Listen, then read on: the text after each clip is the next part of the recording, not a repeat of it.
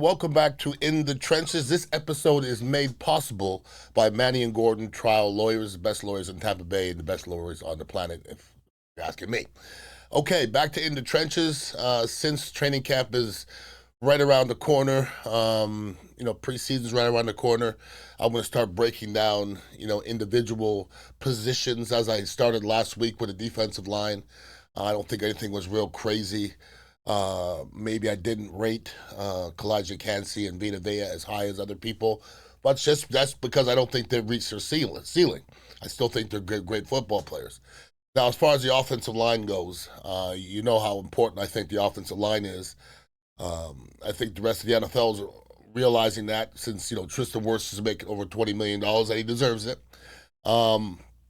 Speaking of which, we got some bad news last week that Tristan Wirfs is probably going to miss a few games. We don't know how many games. Is it a big deal? Yep. In no way is this not a big deal when you're going to lose one of your best players, one of your most consistent players, one of your biggest leaders, one of your most durable players. When you're going to miss him for a few weeks, it's going to take away from the offense a little bit, but more than most away from the offensive line.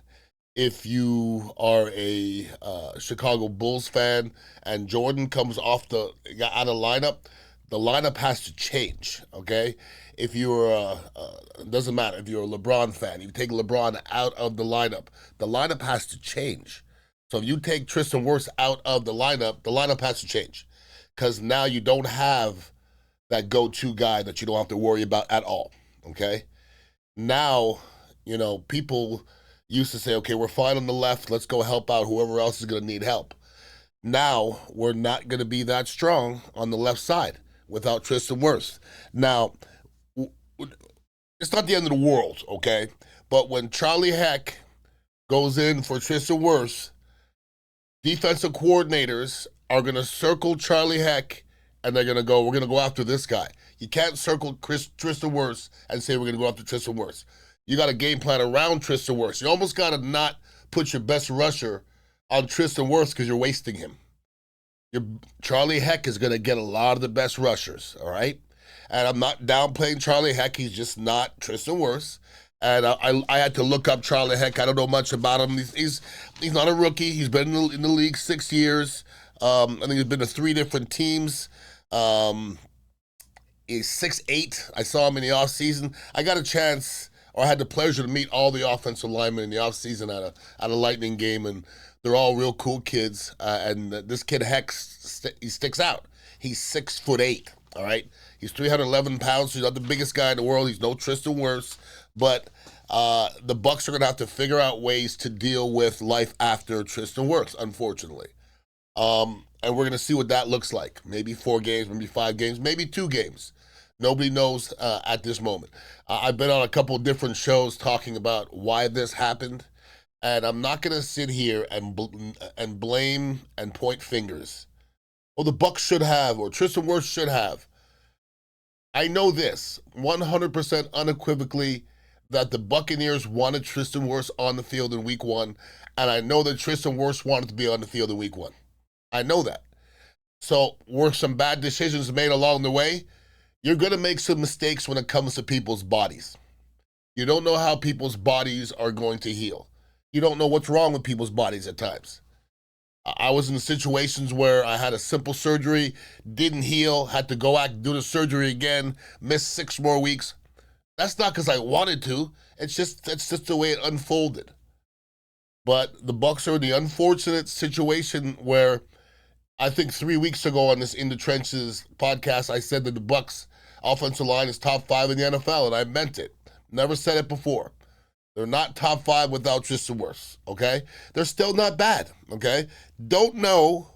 I just don't know how Charlie Heck is. I don't know what kind of a football player he is, so I can't really comment on him. I can comment on Ben Bredesen, who was pretty darn good last year. We ran the football as well as anybody else, and we ran the football as well as any Buccaneer team in the history of the game. And that's with Baker Mayfield throwing for 4,700 and 40-something touchdowns, and that was a lot of offense last year. If we had a Buccaneer defense of the late 90s and early 2000s, that's a Super Bowl team last year, and nobody could tell me otherwise. It's hard to put those two things in the field at the same time. So we're in good hands with Ben Bredesen. Um, Graham Barton played young at times, but I think his progression is right on par for where he should be. I think the kid has a great future. He's an intelligent kid. Um, talking to Tony Mayberry, a buddy of mine who I played with for 7 years, he reminds me of Tony a little bit. Just an intelligent kid that's tough out there and gritting it out. And I think that Graham Martin is going to be a name we hear here in Tampa Bay for many, many years, and that's a good thing. And that's what's great about this offensive line is that you've been hearing the same names for years now. Okay, Cody Mauch was a young player 2 years ago. He's still a young player, but now he's in his third year. You go through the rookie pains, you go through the second year pains, and there's pains. From my rookie year to my second year, I think I improved 40%. Like, it was a huge jump. I thought Cody Mauch jumped a lot from his second year to his third year. He still has some work to do. He still makes young mistakes at times. He still finds himself out of position at times, but he plays tough and he's out there. He's present. And I can't ask for much more. So if you ask me what kind of grade you give Cody Mauch, he's a B player to me. And that has to do with not just his film, it has to do with where he is as a player. In a third year offensive lineman, where should you be? I think he's a B player, okay? And that's not a bad thing. Now, Luke Goedeke, I think Luke Goedeke, if he was on a different team, without Tristan Wirfs, he'd be getting a lot more run. When I mean run, I mean just publicity in general. Because Luke Goedeke's playing his ass off. I didn't think he'd be able to move from left guard to right tackle, because very few can. But Luke Goedeke, his name was just not mentioned a lot last year. I can't think of a game offhand that he struggled. I'm not saying he didn't have bad plays, but if you go through a whole 17-week season and into the playoffs and you can't think of a game where somebody struggled, that's a good season. That's a really, really good season. It's not like a defensive lineman where if you go through a whole game and you don't hear their name, you're being silent. A silent offensive lineman is a good offensive lineman. And Luke Goedeke is just a solid offensive lineman. I don't know what other way to say it. Now, as an offensive line as a whole, I thought the offensive line was great last year. I still think they can get a little meaner, finish a few more blocks, be known for maybe that mean, gritty offensive line. I don't think they're known for that yet. But, man, to go into a season with your quarterback established, your offensive line established, there's some question marks with Chris Godwin and Mike Evans and our tight ends still. There's still some question marks. I think we're in good shape at running back. But if this Bucs offense gets their mind right and says to themselves, we're going to be a kick-ass offensive running football team, well, the rest of it's not going to matter. If you rush for 4.5 yards a carry, the rest of it doesn't matter. We're so talented everywhere else that we're going to be just fine. And then you find a way to play a little defense and you're going to be fine. But this is going to be an interesting season. And maybe you need a little turmoil to keep people on their toes. And not having Tristan Wirfs in the first 4 weeks is going to make the Bucs shuffle and, maybe reestablish themselves. And sometimes that works. Like I think last year when Mike Evans was out, last year when Chris Godwin was out, other players reestablished themselves. So sometimes that can work. As long as you hold it down, you can't go 1-3 in 4 games with Tristan Wirfs out and then think you're going to catch yourself and get back into the playoffs. So that was big news, everybody, unfortunately. Tristan Wirfs not being in there in the opening day. Nobody saw it coming. There was some issues with him with the knee brace in camp, but everybody's saying, it's just a knee brace. He's going to be fine. But that's something we're going to have to worry about. And that's something you have to look at going forward. You don't get more healthy as you get older. You just don't. And let's hope it's not a lingering thing. Tristan Wirfs been battling with some ankles. I know as somebody who's had umpteen high ankle sprains, I saw the ankles bothering him a little bit last year. That doesn't go away. Now you have a knee. That doesn't go away. Actually, nothing goes away. Nothing goes away once you played in the league. You don't play healthy ever after that first time you take that snap. You just got to figure out ways to get yourself on the field. And Tristan Wirfs is that guy. He's that guy. But let's not go around pointing fingers and saying the Bucs are to blame and Tristan Wirfs is to blame. Nobody's to blame, okay? Everybody wanted Tristan Wirfs to be on that football field. I guarantee it. It's just not going to work out that way, unfortunately. And the body is just an impossible thing to predict.